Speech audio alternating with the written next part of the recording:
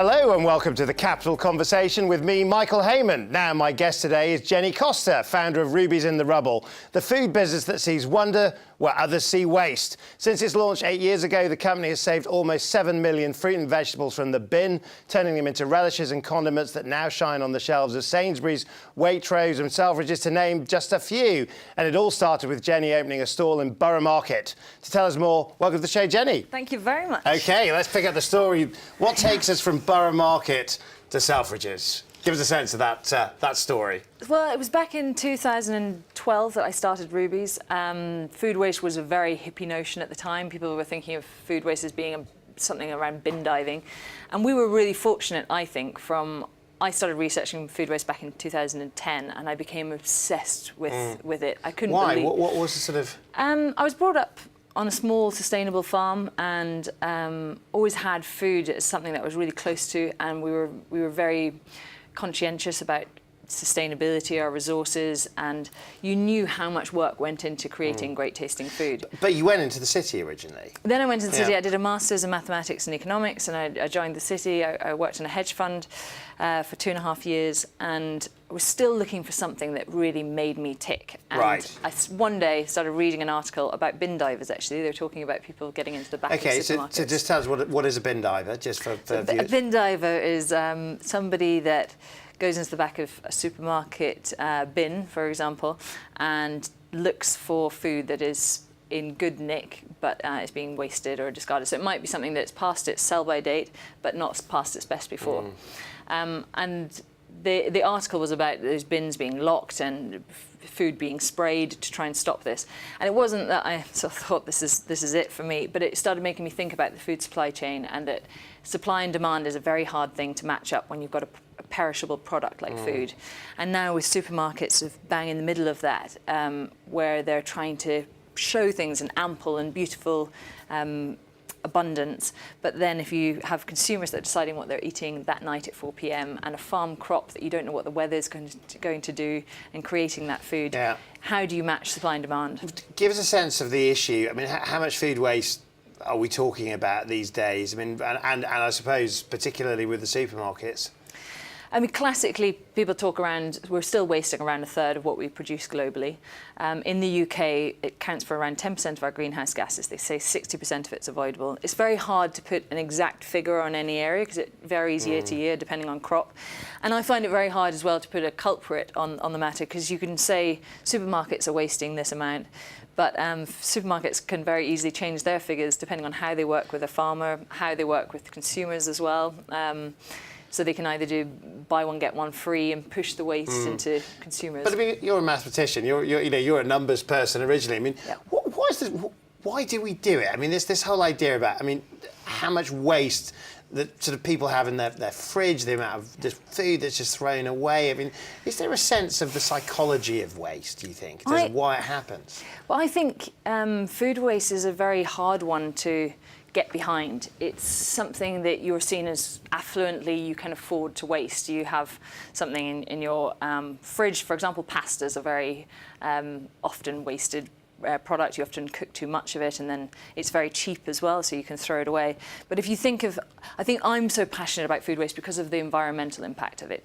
Agriculture is the largest single contributor to greenhouse gases, and when we think like that. So do you think we need to farm less? Is that the answer? Yeah, I mean, we're now predicting that we've got to double our food supply by the year 2050 to support the 9 billion expected on the planet. But while we're wasting 1/3 of what we produce, I feel that you need to manage what we've got better. And while our agriculture is such, and it has such an impact on our greenhouse gases, we just need to think differently about food and see it as this special resource again. And I mean, and it's interesting. I mean, as a food campaigner, your solution, your part of the story is to have created a very high-end brand that's stocked in some of the most sort of prestigious supermarkets in the country. I mean, can you affect change while being the sort of, I guess, brand that people, the brand of distinction, the brand that people want to go and buy for, in terms of, I mean, how can you become an activist and be a luxury retailer at the same time? I mean, my passion has always been business, sustainability and food. And I believe that with food sustainability and the way of change is often coming from the consumer. And if you can make the consumer see or understand an issue, just like I did right at the very beginning, I had no awareness that food waste was something that I should be concerned about.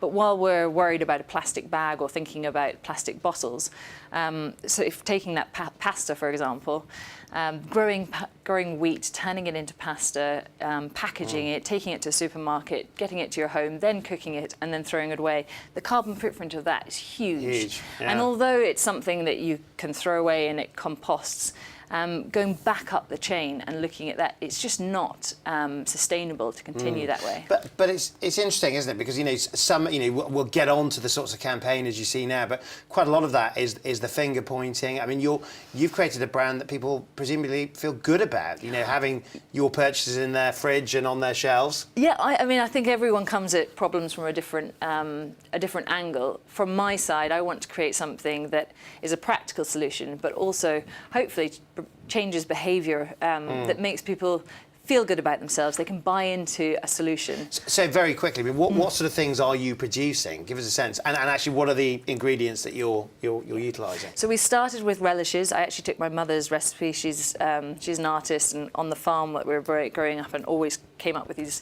crazy recipes for different things that we had in abundance. Started with her recipes, making relishes, and then last year in January we created a mayonnaise, which was the first time we got out of fruit and veg-based products. It's a plant-based mayo. And then this year have been working for almost a year and a half now on creating a classic ketchup. It's taken us a long time because I don't want to put a ketchup on the market that doesn't do what a ketchup should and what people expect from a ketchup. And we've now been doing blind taste tests against chefs across the city. And what are they making of it? People are loving it. I mean, people are getting confused. The first thing for us as well is, with the nation's favourite ketchup, it's very hard to go up against that. It's what people have been brought up with and what they expect from a ketchup. But when you look at the ketchup recipe, it's predominantly water, sugar, and then tomato. And so we wanted to do a better for you, better for the planet ketchup.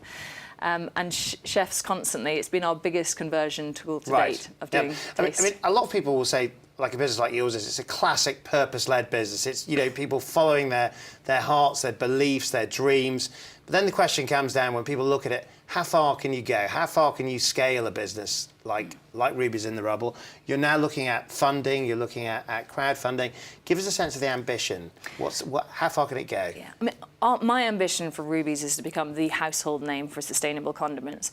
And the luxury as well of the position that we are in now is consumers are dying and crying out for brands that stand for more than just creating the basic need from a product. People want to put their money where they can get behind something and that they believe in. So there's a real gap for purpose-led businesses, and I think it is the future as well, that businesses are making good change. And of course, you're asking people to put their money where their mouth is, quite literally. We really are, yes. We're in the middle of a fundraise of 1.2. 1.2 million. 1.2 million, yeah. To get us really to launch the new ketchup and the mayo, to get them into the market.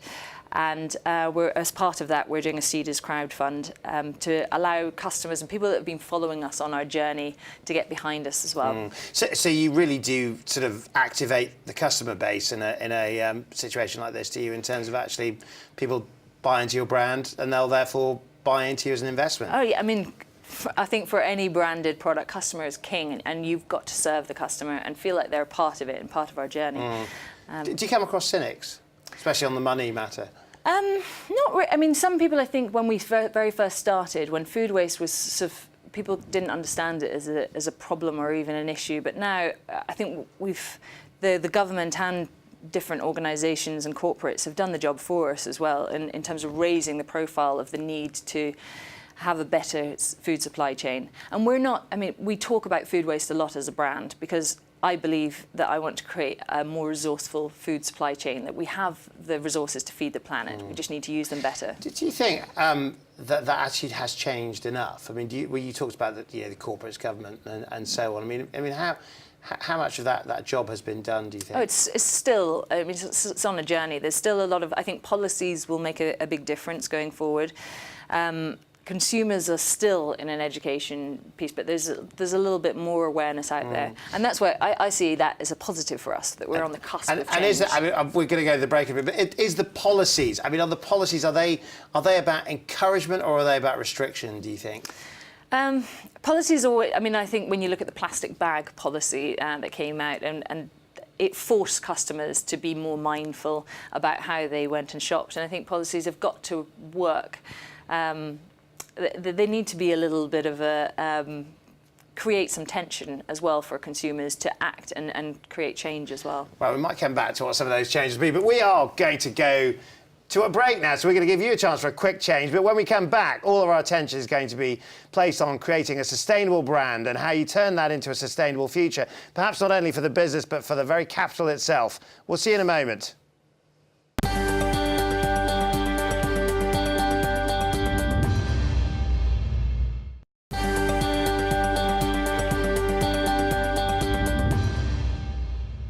Welcome back. My guest today is Rubies in the Rubble founder Jenny Costa. Now, Jenny, let's start on the issue of attitude, if you will. I mean, you said that we need to start valuing food again, treating it like a treasure and seeing it as something precious rather than a cheap commodity. We've got an attitude problem, have we? I mean, yes, in a way that I do as well. I think we've been brought up feeling like you can afford to waste.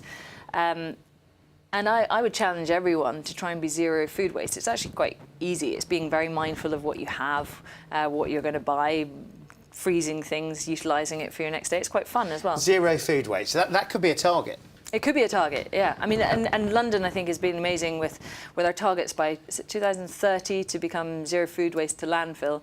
But it's then looking at the best alternatives and what we can do with that food. But I mean, it does seem to be all over the place, this debate. I mean, on the one hand, you've got abundance. On the other hand, we're looking at record usage of food banks. I mean, there seems to be something wrong somewhere that in 2019, in one of the most successful industrialised economies in the world, that we've got it so wrong in our relationship with food.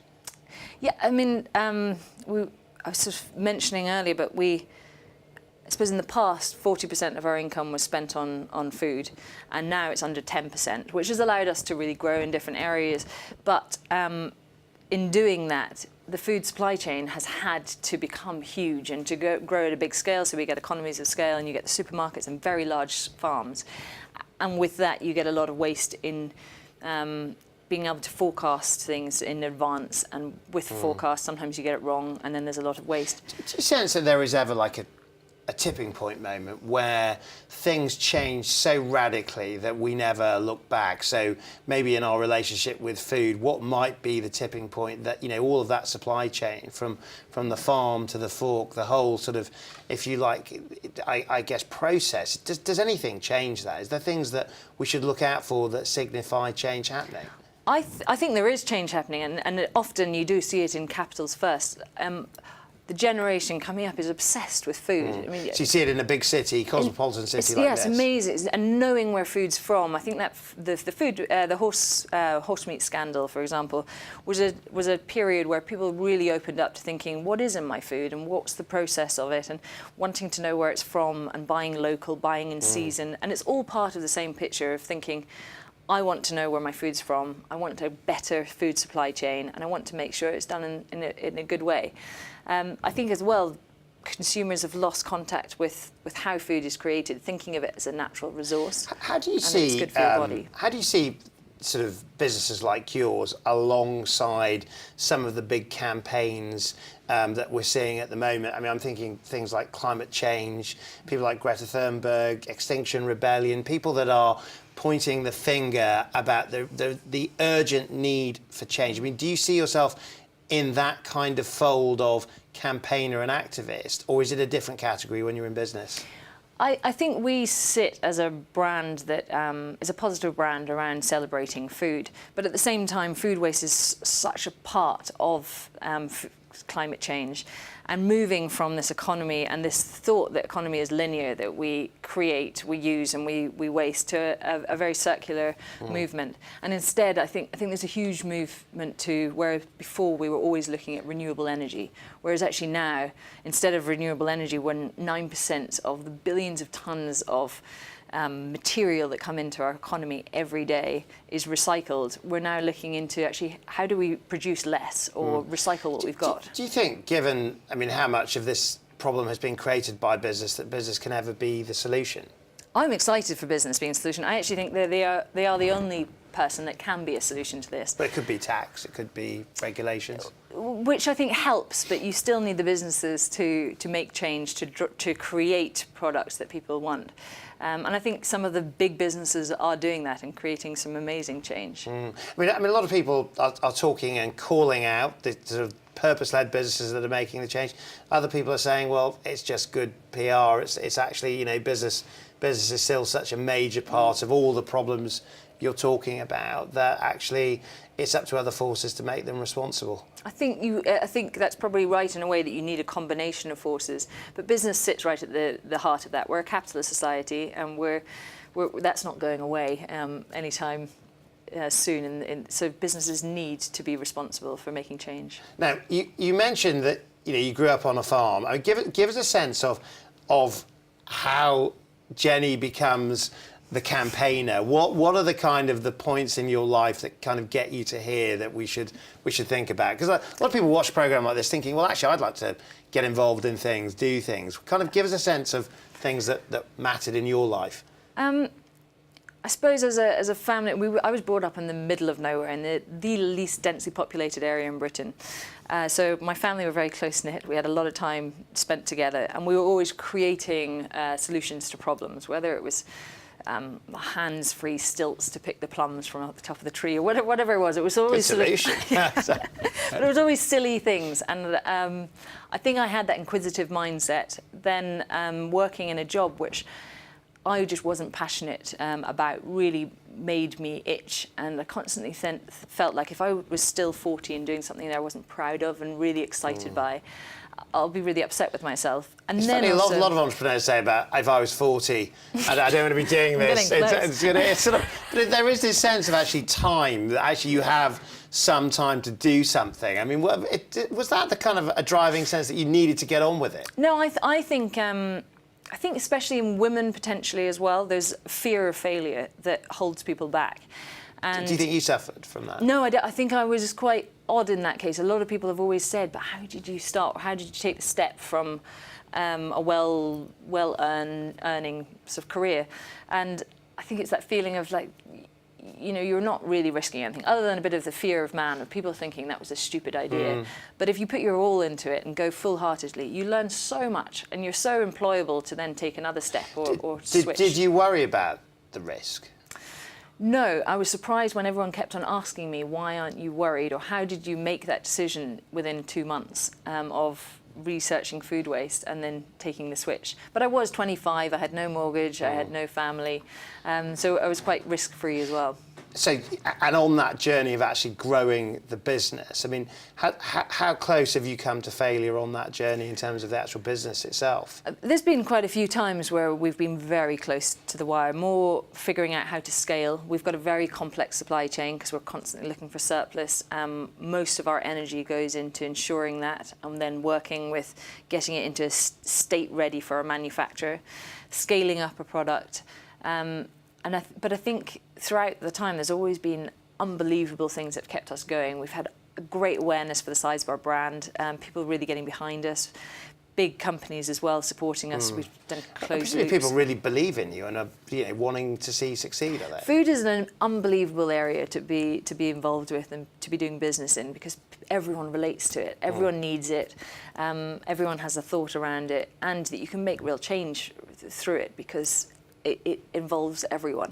So what does success look like? I mean, you've saved a huge number of fruit and vegetables from the bin, effectively. I mean, when you look at Rubies in the Rubble in terms of the metrics for your own success, what are they?